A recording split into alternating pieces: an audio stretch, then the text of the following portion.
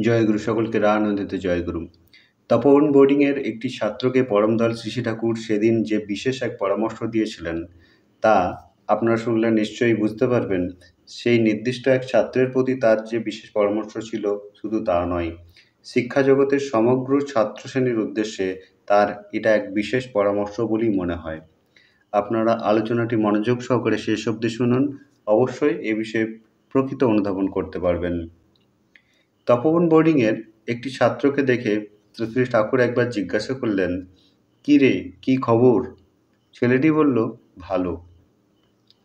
পরমদয়াল শ্রী ঠাকুর তখন তাকে বলেন, "পড়াশোনা খুব ভালো করে করো, মাস্টার মহাশয়দের খুব শ্রদ্ধা করবে ও সেবা করবে। বোর্ডিংয়ে অন্য যেসব ছেলে আছে তাদের সুখ সুবিধার প্রতি লক্ষ্য রাখবে।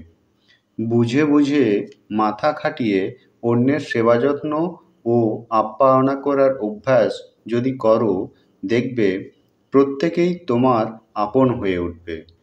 বাড়িতে যখন যাবে, তোমার চালচলন, আচার ব্যবহার দেখে তোমার মা বাবা এবং অন্য সবাই যেন সুখী হয়। এতে তপোবনেরও নাম বেড়ে যাবে।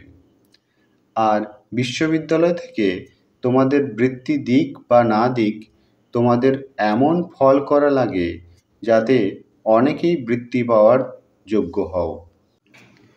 অল্পেতে সন্তুষ্ট থাকা ভালো না, যতখানি ভালো করা যায় তা করা চাই। আর একটা প্রধান তুক হচ্ছে ক্লাসের থেকে সব বিষয়ে অনেকখানি এগিয়ে থাকা।